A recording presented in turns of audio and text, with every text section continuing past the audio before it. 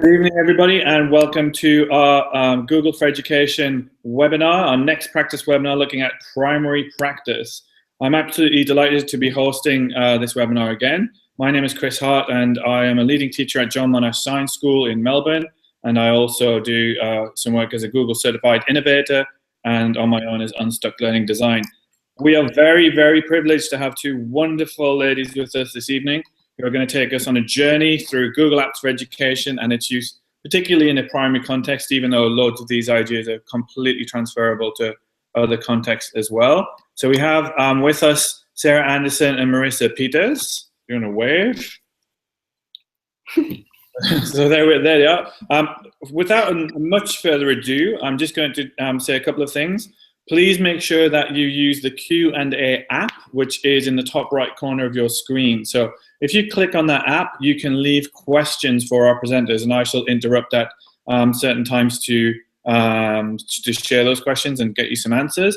Also, please use the next practice, all one word, hashtag on Twitter if they've got things that you want to share, and we'll, I think, be sharing some stuff through Twitter on that hashtag as well. Please don't use the Q&A app for general chit chat and the like, because it kind of fills up and it's very hard to find questions. So please feel free to leave comments on the page and talk to each other on the page, but any questions saved for the Q&A app. So without any further ado, I'm going to mute myself and pass over to Sarah and Marissa. Hi, thanks, Chris. I'm Sarah and I'm Marissa. And I'll just get my screen share happening.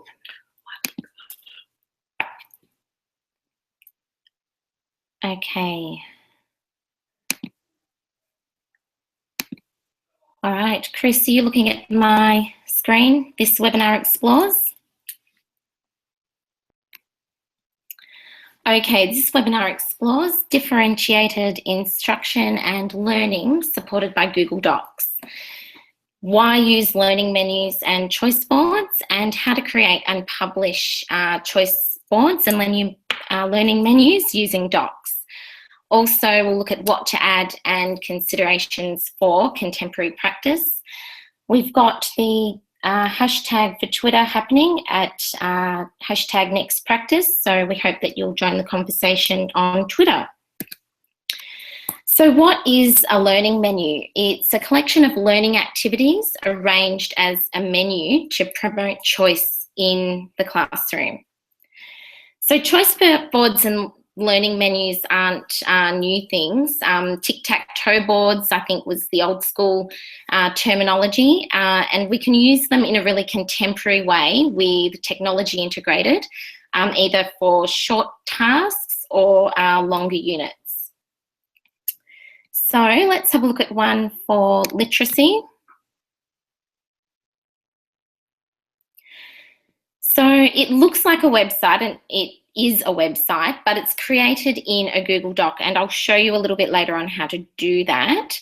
So I'm just going to have a look at how it works. So this is the view that your students get, and this is all around reading comprehension. So this is one that you would use perhaps with a class novel study or also in the literacy block. So they just click on the link, which links to another Google Doc, and this is an activity where they create their own book club, where they film their own episode, and they have to work together. So you've got all of that lovely collaboration happening. They work on the one doc, so there's instructions to make a copy of this doc, share it with your group members, and they come up with some discussion questions to host their own episode for a book club that you can post on a class blog, or you could post the episode on a class website. So going back to that learning menu, last week Chris did a webinar with the fabulous Rebecca Vivian from CSER, who talked about using Scratch and coding in the classroom. So I've just linked one of my learning menu choices for students to create a Scratch project around reading comprehension. So this is for a 5-6 class, talking about the main idea, the characters, the theme, all of those different features of a narrative text. So really the sky's the limit with what you can add. I'll have a look at a science learning menu a little bit later on, but why use learning menus? It's basically all about choice. Children from such a young age these days have an incredible amount of choice, which for that reason and for so many other reasons, the one-size-fits-all model doesn't really cut it in the classroom anymore. So we're providing choice through these learning menus. We're making it student-centred. We're promoting the use of multimodal texts and looking at increasing that level of student engagement and the ownership that students have over their own learning. It's basically providing a really flexible learning path for students, and it's self-paced as well. So I'm just having a look at the Twitter question here. How do you use technology to support differentiation in your classroom? So jump on Twitter and join in that conversation. So why use learning menus with GAIF, or how does it connect with GAIF? Well, because you can add basically any, or you can link to any website or anything with a URL. This works perfectly with GAIF. You've got integration across all of the Google Apps for Education tools. I've popped in a few icons here. I have my maps and slides, forms and drawings, which you're not limited to, but just a few examples of what you can link to from a learning menu. So having a look, jumping back into my literacy learning menu and having a look at it with how you can link to other GAIF tools and integrate those. I have a class novel discussion here. When I click here, I get the picture or the title and the cover of my class novel. And the instruction, think of 2 questions about the text that would stimulate deep conversation. So we were talking about, I guess, what are questions that really get you talking about the important and the main features of the text. And fill out the form below. Your questions will be collected for class discussion. And then it just links to a Google form where students fill in their name and their ideas for questions for discussion around the class novel. And they click on submit, and all of their questions are then sent to a spreadsheet that's automatically generated on your drive. And you have a lovely list of class discussion questions for that particular novel. So this is really great for those quieter students who aren't inclined to speak up in class. So you're catering, I guess, not only for different learning styles, but for the loud students, the quiet students, and everyone. Okay, so you'll notice as well on this learning menu, I have that box shaded.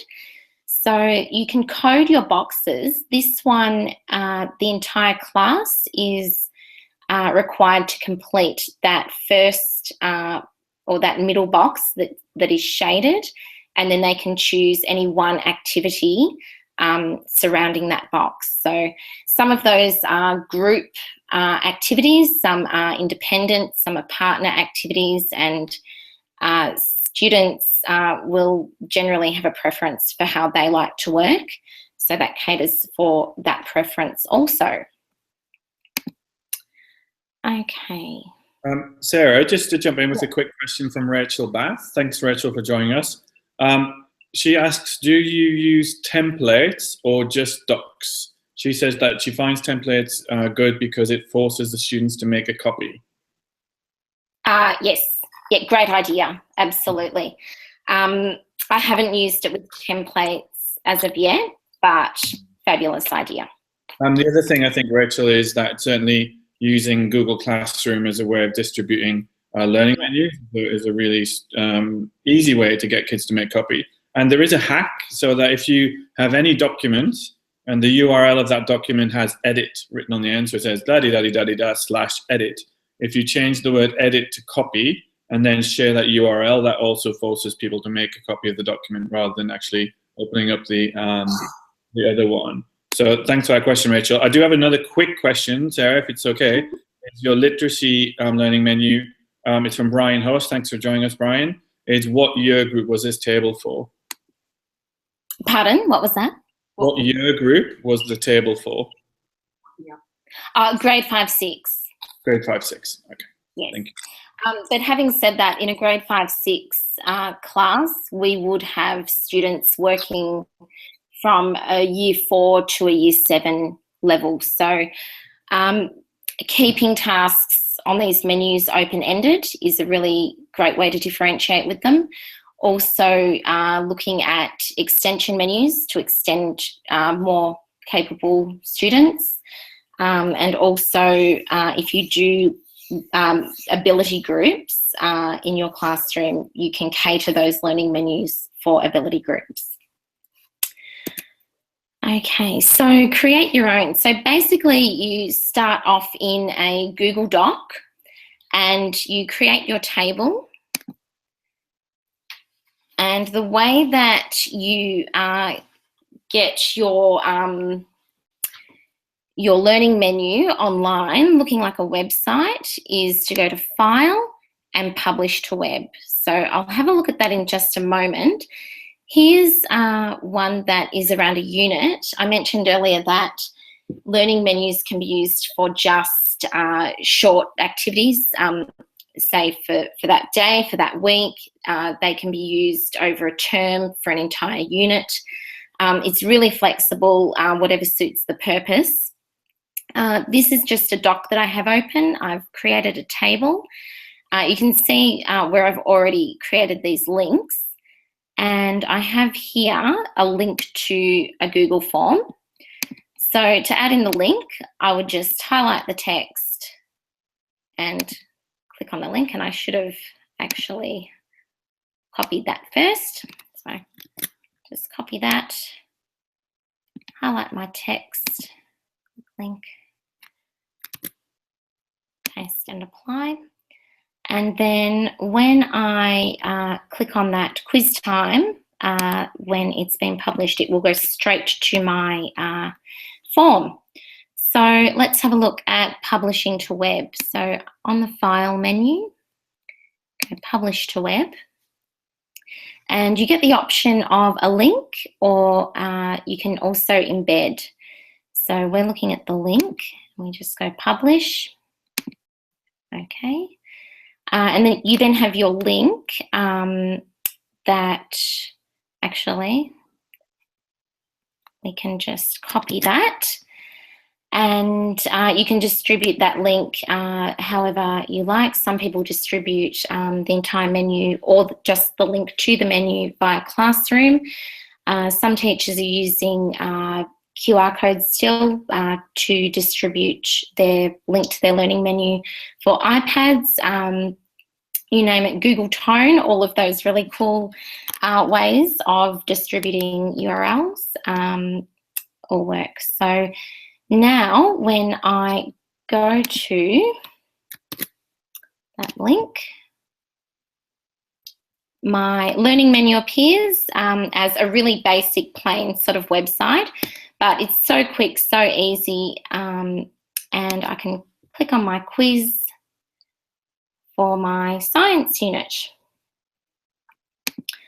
Okay, so let's have a look at what to add. So as I mentioned, learning menus aren't a new thing. Choice boards, learning menus, menus that have that are set up like an entree, where you choose an entree, the main that you choose or that is selected by the teacher, students must complete, and then they can choose a dessert activity. That's another sort of old school way that I've seen this sort of thing set up as. So basically we want to keep it contemporary.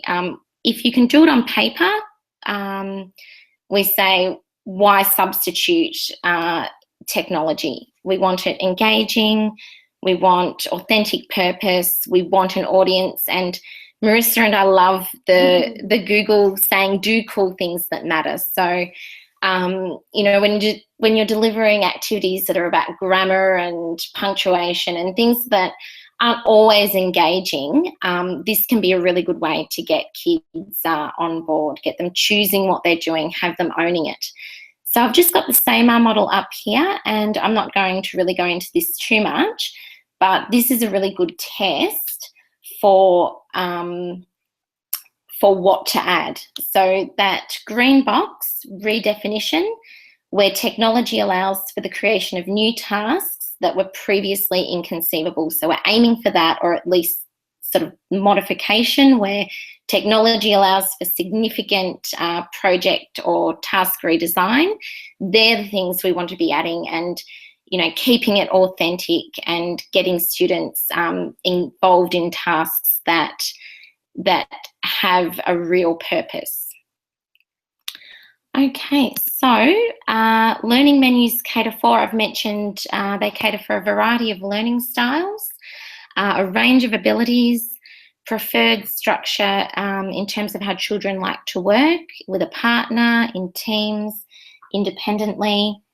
And also something really cool that we're looking at the moment is adding a gamification element to our learning menus using Credly, and you can sign up for free. There is a paid version, but the free version of Credly will allow you to actually customise your own badges. So students can see on your learning menu a badged activity where they'll earn a badge.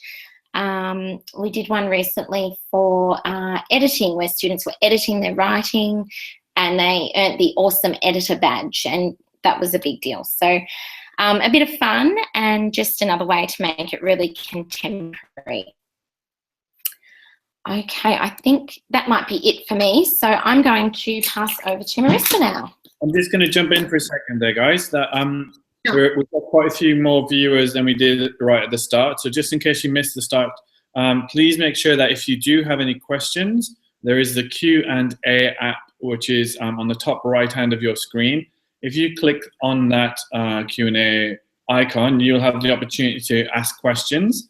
So please do that. We'd love to take questions, and Sarah and Marissa would love, I'm sure, to answer those questions for you. If you really like someone else's question, you can +1 it, which means the more votes it gets, the higher it comes up on my screen.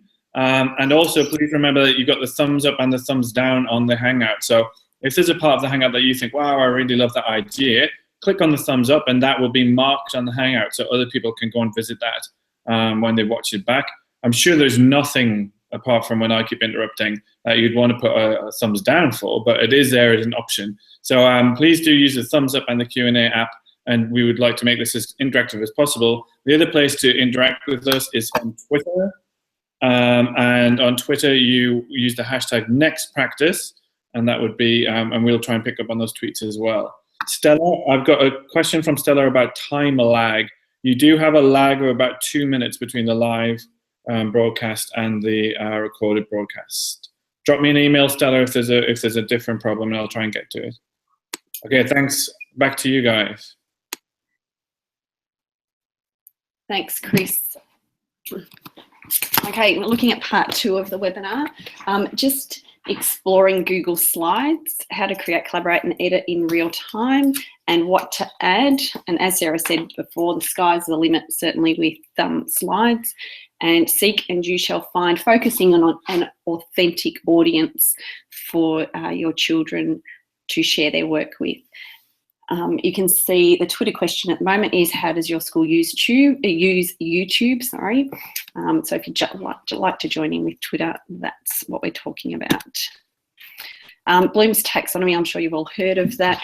Again, we're looking at, with regards to slides, finding an audience, so a purposeful audience, exploring technical systems to get the best out of your presentation, always taking into consideration the context and collaborating with each other.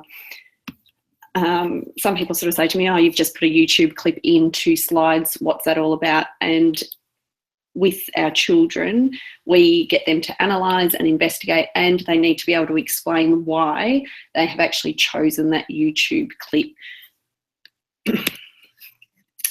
Google Slides is multifaceted. It allows you for that communication and collaboration. It's borderless, limitless with regards to storage, and obviously it's instant, where changes and edits happen in real time before the student's eyes. We have to acknowledge and accept that media is the language of our students. So this, I guess, gives them a way to present all of their ideas. Students want to work with peers. They want to collaborate. We need to teach them cooperative learning strategies. So throughout their work in slides, we talk about self-management, social awareness, and relationships and decision making, and acknowledging the skills of the group. So shared benefits, shared goals, completion of tasks as individuals and teams. Excuse me.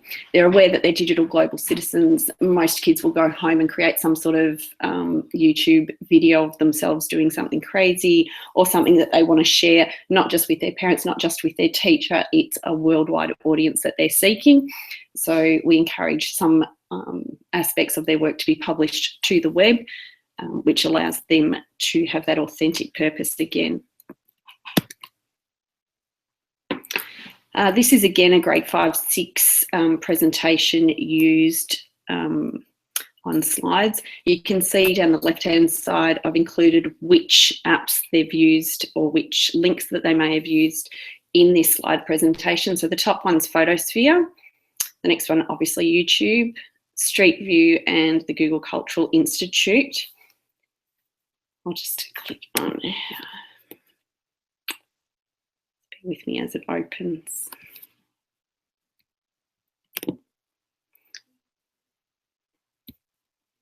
Just while that's opening, just a couple of tweets. So Brian, host from Sydney, has asked about getting access to the resources from tonight's Next Practice webinar. Everyone who's registered will get access to our resources, as well as a beautiful certificate. Ash Doyle, who has talked about her Next Practice, she uses YouTube to create instructional videos, so parents and community can use these at home to help with homework. That's a fantastic use. And then Karen Phillips, Next Practice, she uses YouTube to upload prep work so we can embed in their blogs. They love knowing they have a wider audience. So yeah, it's insane. Oh, I love that. Yeah. Practice out there, which is wonderful. And one more tweet. Sorry, it's like being on the radio, isn't it? Or on Q&A. That's okay. We YouTube as our, so Brian again, thanks Brian. We use YouTube as our curation point of our flipped learning videos. It's a great place for students to find experts beyond the teachers. So some wonderful practice there as well. Thanks for that, guys. Fabulous. Okay, back to our ANZAC presentation. So the children were just asked to research, including YouTube clips, where the Gallipoli, or where it actually was in the world. So using my maps, the journey that our soldiers trekked on from Australia across to Turkey. So here, some of the children decided that they would like to put a stop motion trip in, so using their iPads and then uploading that to Drive. It was a very short iMotion video, but they were excited that they could present something different to other groups. Let's show you quickly. And off goes the boat from Australia up the Suez Canal and over to Turkey. Moving on, the children were asked to place on my map. Oops, sorry, bear with me. On my map, destinations that, sorry, our soldiers travelled through. Over here, they've got that they've left from Albany, I think. They've inserted a YouTube clip. And moving along, sorry. You can use Tour Builder for this as well, which we'll talk about a little bit later. There's just a training picture.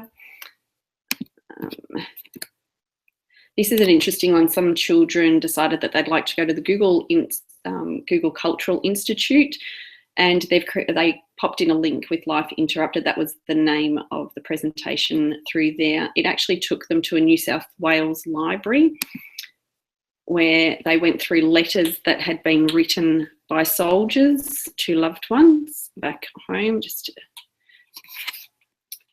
So they've got photos of them leaving from Sydney, and there's a whole collection from civilian to soldier that's worth looking at. It was great because the kids could analyse and I guess decide which parts of that collection that they did want to put in.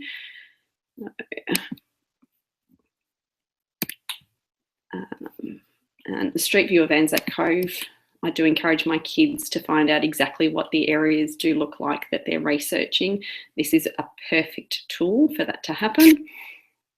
So you can, of course, drop Pegman wherever you like, and hopefully on our 360 view of Turkey, there's the grave there, and they can look behind them and right round, so it's 360.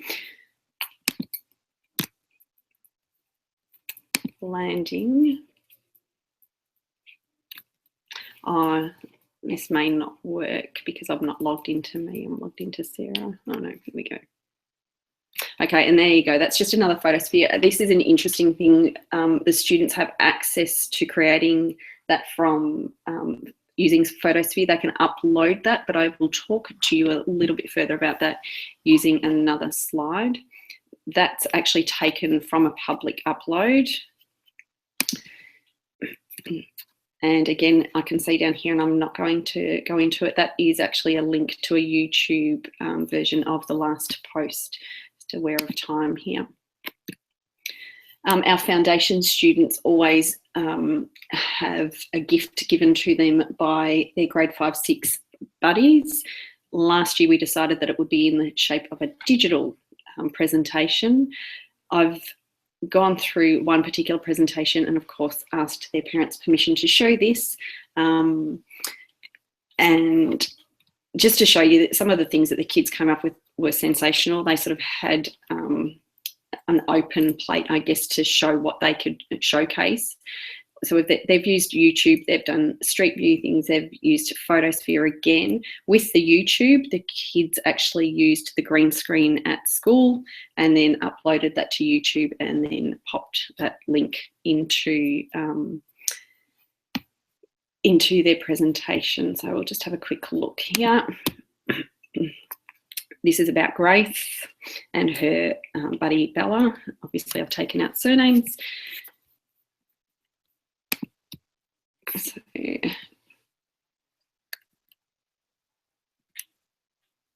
all of these slideshows were sent to the parents of the buddy. Some of the children who had made the slideshows requested that a copy go to lots of transitions here to their parents as well. So where in the world is your school? This is what it looked like. It takes you to a street view again. So 20 years from now, this child with that link can see what their school looked like from the front gates. They can, you know, manipulate wherever they want to go.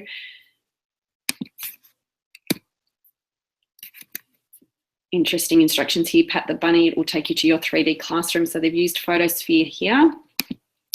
Just bear in mind that you do need to take into consideration privacy restrictions and make sure that if you do go into the classroom that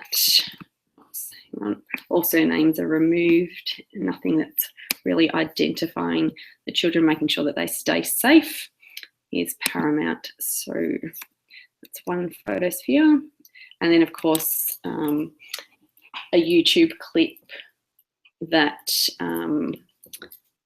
the grade 5-6s produced. Now, I'm not going to play that YouTube clip because it hasn't been made public to you all, because there are photos of every child in the prep year. Right. Okay, moving on.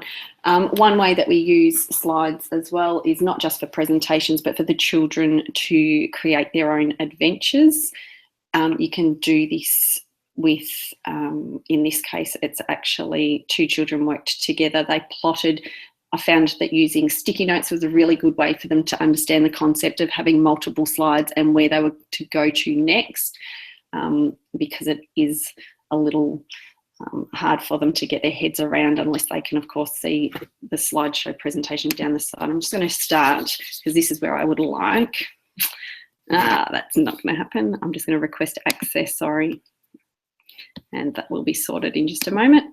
Just while you're getting some access there, Marissa, we've got a couple of other tweets. So from Sonia, she talks about, she's actually shared on Twitter, I think it's a link to her school's YouTube channel. Oh, excellent. Sharing some of our learning. Some teachers are just beginning to use Hangouts to actually create resources. So one of the beautiful things about Hangout on Air like this is that it is automatically archived, and it automatically appears on YouTube, so anyone can access it afterwards. And obviously you can change permissions and things like that. So that's a really interesting way to use Hangouts to actually create resources. Brian loves the way that you're demonstrating how students have both voice and choice in presenting their tasks. So that's lovely.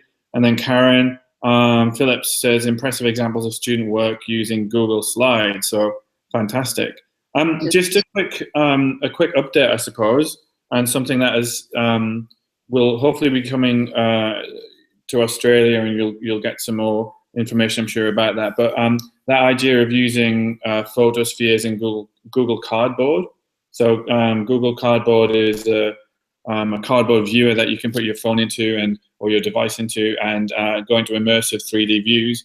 And one of the things that Google have been working on is expeditions, and this idea that you can actually, as a teacher, guide students through all at the same time through a cardboard experience. So there are expeditions to the Great Wall of China and expeditions to the Great Barrier Reef, for example. So if you want to see what that looks like, then you can jump on YouTube and look for Google Expeditions, and that will give you some examples of that kind of immersive learning that you can do.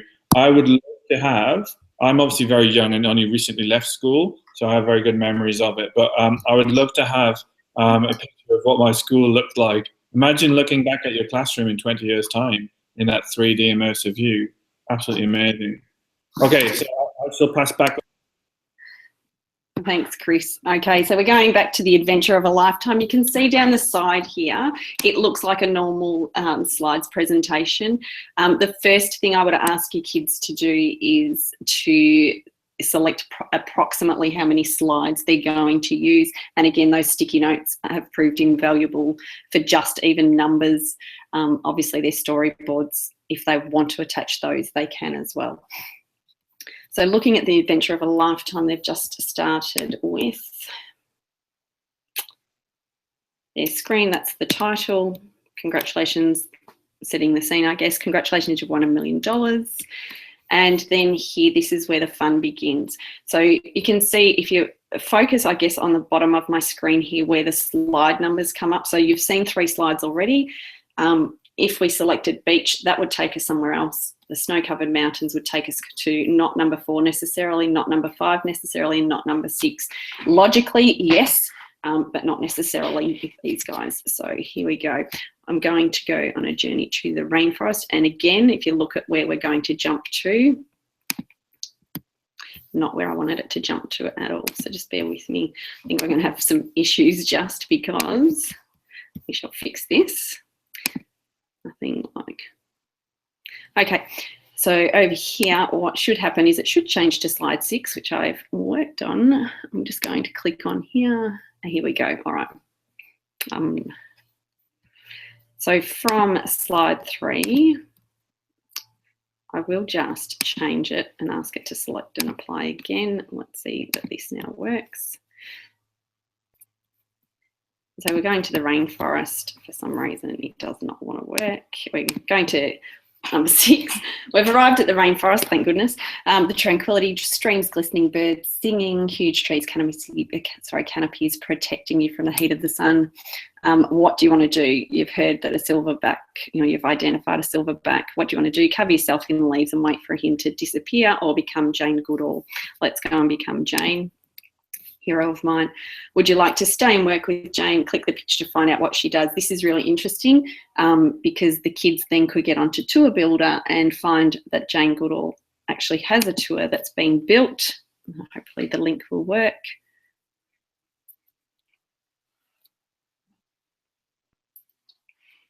Okay, for any of you who aren't aware of what Tour Builder is, here is what it does. So you will identify one, so you can go into the Tour Builder site, and she's added little bits and bobs. Jane, she's also her co-worker. If we get down to, see, she thinks that Google's a miracle. Here we go.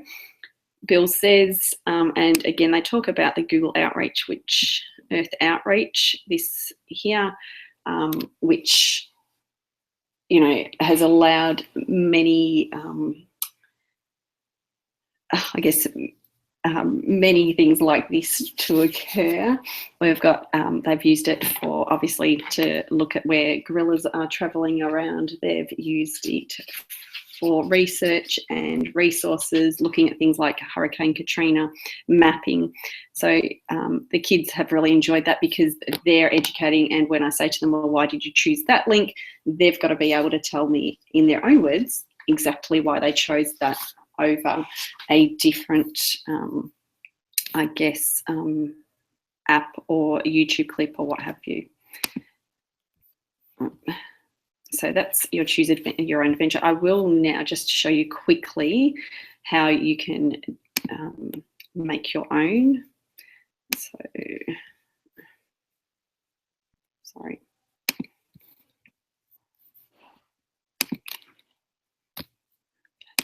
Going back to here, slide 7, take the key. This is about going to the beach. They found the key. Do you be brave? Head to the haunted house or take it to the locksmith. Okay, so if I clicked on the haunted house, it's interesting how many children choose the haunted house.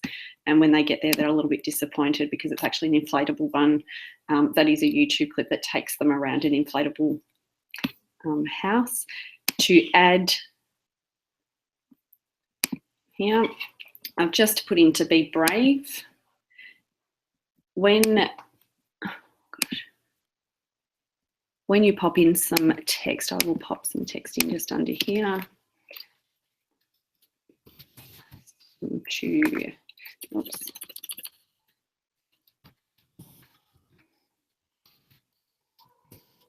It's not. Cheers. Fingers don't want to do it.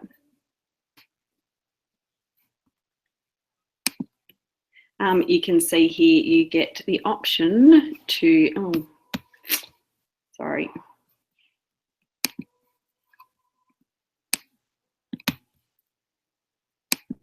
Apply a link to that. The text is burst into tears. I don't know why my computer is not, it's manipulating. What you need to do is insert, you'll go to link. I don't know why it's not happening, and it gives you a choice as to whether to pop the URL in or to choose a slide to go to. You would choose the slide and nominate the number that it is to go to. So, for example, take it, you can see that I've nominated slide 7 for that. And for leave it, I've nominated slide 8. For some reason, I can't get that working. It keeps on diverting out. It would not be a tech presentation unless there was... I know, Chris, I know. Disappointing though, just disappointing. Okay. We could see, when you clicked on the text, we could see the insert link or go to a slide in that presentation. Yeah, and then it just delved out to the haunted house, I think. So that was a little bit annoying. Sorry for everybody else, but okay. I'm just going to move on to forms. I'm assuming most people are using Google Forms. Sorry, I'm just going to pick up a couple of questions that we've got, if that's okay. So we've got 2 questions. I think I can answer. Actually, I might be able to answer these too. Great. Go ahead. Rachel says, how do you organize your classes to have a device for Google Cardboard? I'd love to use this as an immersive learning tool, but most of the younger students don't have a device that they can use for these. Absolutely. So it's an interesting one. If you are in a primary school, there are obviously a lot less kids who would have access to a mobile device. Cardboard works with iPhones and Android phones nowadays, but potentially, I suppose, one of the really interesting things that I would do if I was in that situation, I suppose I'm lucky enough to work in a school where kids tend to have their own mobile phones. It's a senior secondary school, etc. But with primary kids, I think that experience is actually something that could be wonderful to share with the parents. So maybe next time, parents are coming in, or there's a parents meeting or something like that, if you do have Google Cardboard, get the parents and get the parents' phones to have an immersive experience using Cardboard. But also, there's no reason why the kids couldn't take Cardboard home and use it, show their parents how to use it on their parents' phones, and get the whole family involved in learning, I suppose. So it's certainly, there are ways to work around it. And just one from Jason. Thanks, Jason. Jason uses that same hack that we talked about before, where if you have a doc and it has an edit on the end of the URL and you want to force someone to make a copy, you just remove edit and replace the word edit with copy. So thanks for that, Jason. Okay, forms, Marissa. Sorry, before we do move that, on to sorry. forms, the other thing with Cardboard in the primary setting, we run a makerspace and a code club, and we've delved into Cardboard a little bit in that forum. We've actually put a call out to our school community if they have an old phone that people upgrade so quickly these days and have a lot of unused technology lying around at home. And we've actually had a few donations of phones that we can use with Cardboard. So it's always worth asking parent communities and people, if they have it lying around, are usually more than happy to send it in. Great idea, Rose. Thanks for that. Beautiful. All right, moving back to forms. Most people will have created a basic survey just to make you aware that you can collaborate and ask editors to edit your form as well. It's great for assessment, learning activities, results, going to shareable spreadsheets where you can analyse and use that new feature of Explore to get your graphs up. The beauty of this, particularly when you're using a form for a homework kind of activity, you can get email notifications when children have completed those responses from the form. And of course, they can submit more than one response if you check that box, which is great for pre and post testing if that's what you're actually doing. Just going to take you to a form that we are using for Mini Beasts. You can see here, this is obviously aimed at the junior kids. We've inserted a YouTube clip, which is a Mini Beast songs, which goes through what makes a Mini Beast. And just because it is a prep to two quiz, I guess, we've just put 3 questions in. Any longer than that and we find the kids have tuned out. So then with a visual, we've looked at snails. We need to tell them this is a ladybird, this is a grasshopper.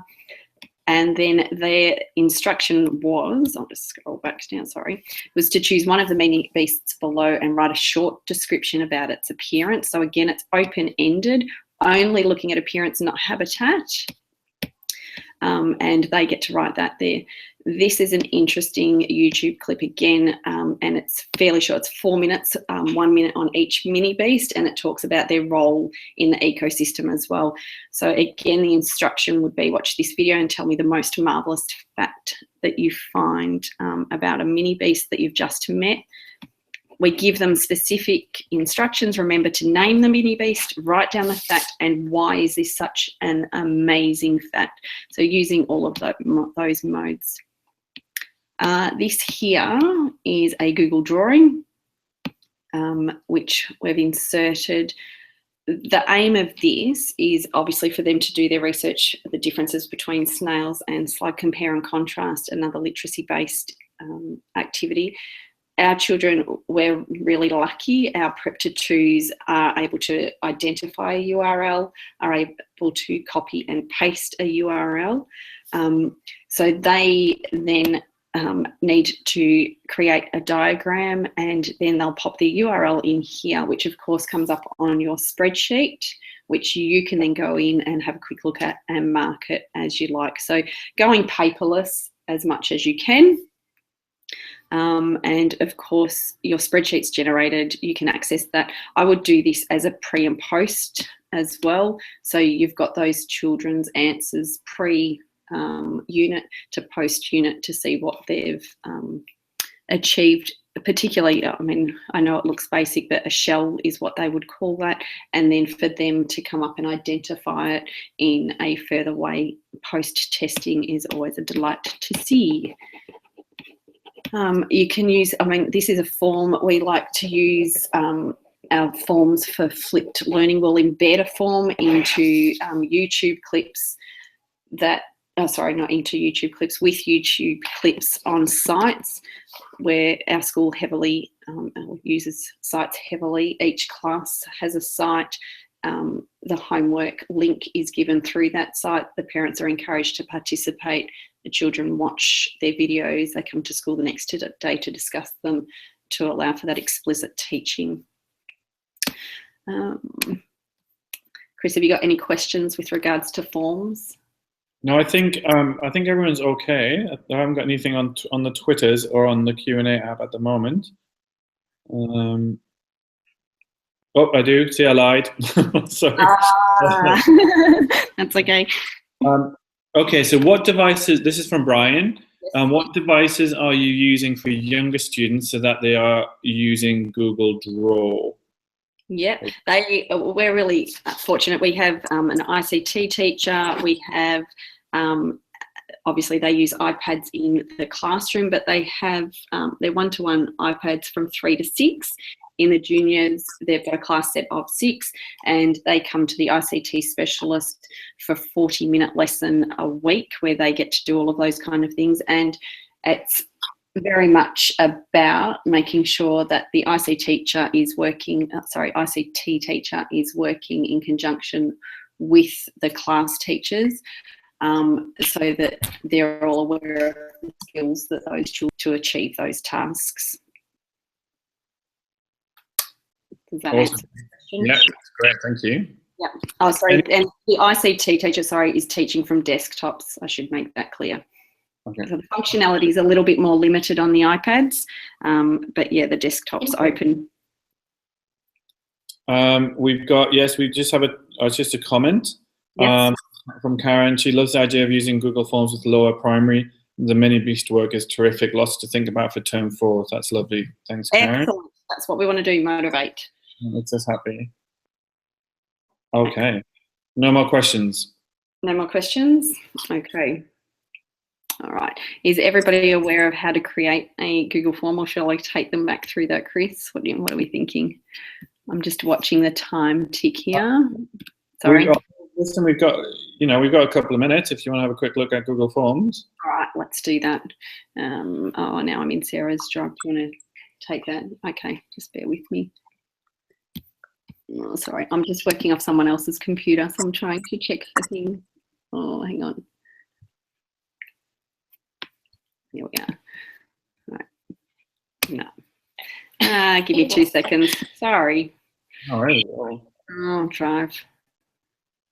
Oh, don't even. Chris, if I could jump in and just mention, earlier there were a few comments about teacher-generated YouTube clips. They're also great to add into those learning menus if you've got explanations or any instructions or tasks that you introduce via YouTube clip. You can insert that into your learning menus. And that's helpful, particularly if you're doing YouTube clips, for those students to replay exactly what the teachers said. It's also great for the parents to hear how the teacher is teaching concepts as well, so that it maintains uniformity across what the kids are hearing, I guess. Okay, and I'm going to try and find a form. Sorry. I'm just going to go. Oh, sorry. It's okay. So while you're finding that, I've just got a quick thing to share, so we can come back if you can find a form. That's great. But if I'm just going to nab the screen from you. So just to show you guys, because we have talked about how we distribute these things. Let me just go here and here. Can you guys see my screen now? We can't. No. Oh, hang on. Yes, I'm coming back. Hang on. Here I am. Yep. Awesome. So this is Google Classroom. This is in my domain, so I actually don't have any kids in here. But what it does allow us to do is, if you go to the add button down here, create an assignment, and if you've got a learning menu, for example, and we can grab a learning menu from Drive. I haven't got a learning menu, but I'm going to just grab any document from Drive. I'll grab this one. And you see that you get an option here, which is students can view the file, they can edit the file, or you can make a copy for each student. And so every student then gets a copy of that learning menu or whatever document in their Drive, which is really neat. If your kids are using Classroom, and if your kids are using Drive.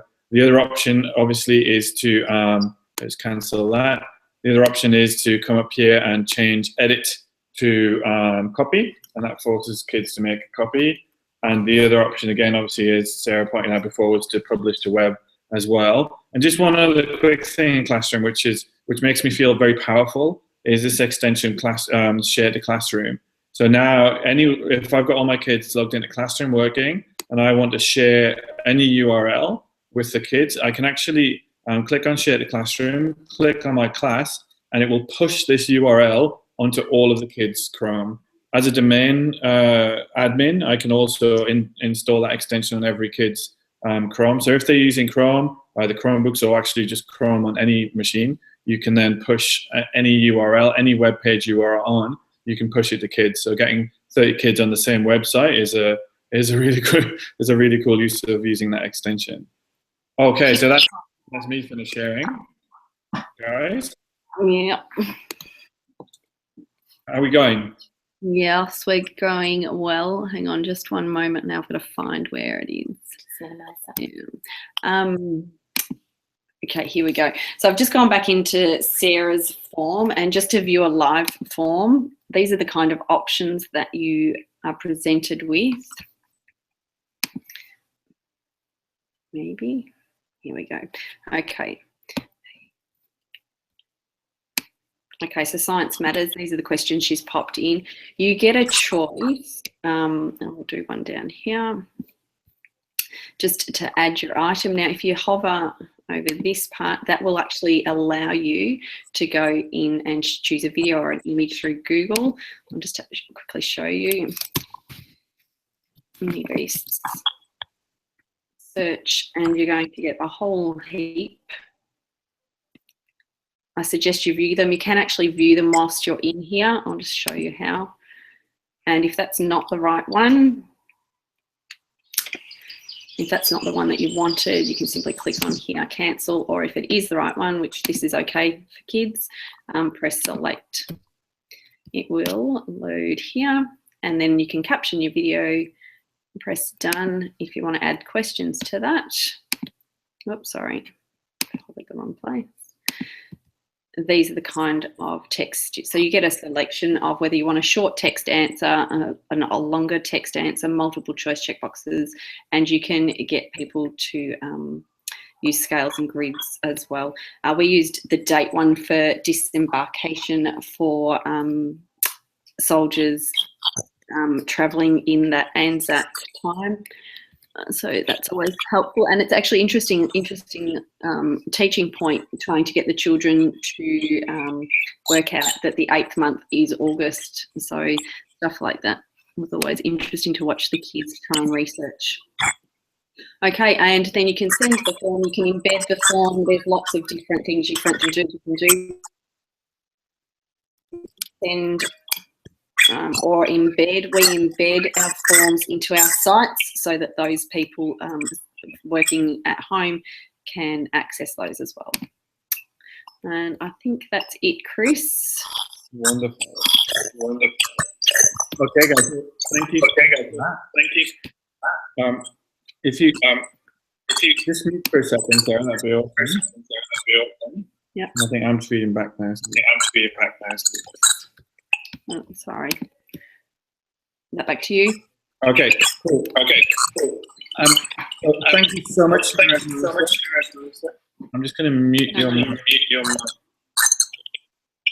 Right. So I'm just, yes, thank you so much. That's fantastic. Great ideas in there. Far too for an hour. We're up in about 5 minutes. And I know that people listening, they can get some more help and support from you. Right, I've muted you. Sorry, Sarah and Marissa. We're getting a bit of feedback there. So, right,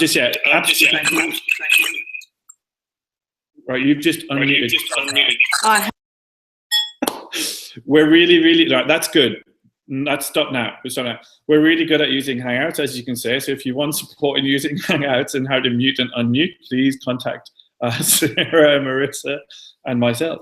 So yeah, if you want some help from Sarah and Marissa, please do contact them. We will be sending you out some resources, and we'll make sure that their contact details are in there. If you want any other help, please obviously always feel free to reach out to me. I am just going to share my screen for a moment and show you something, hopefully, which is of great use. If you go to www.uldtraining.com, which is my beautiful website, it's not bad, it's not beautiful, and you go on to next practice webinars, you'll see that this registration page will close for Sarah and Marissa's webinar, and it will be replaced by the YouTube clip of this webinar. So if you actually go down to the bottom of this page, you can see that in May we started off doing some next practice with Sama, and we had Steve Moldy and Kimberly Hall and Chris Mann, who were on those Hangouts with us, looking at the Sama model, and then we looked at communities and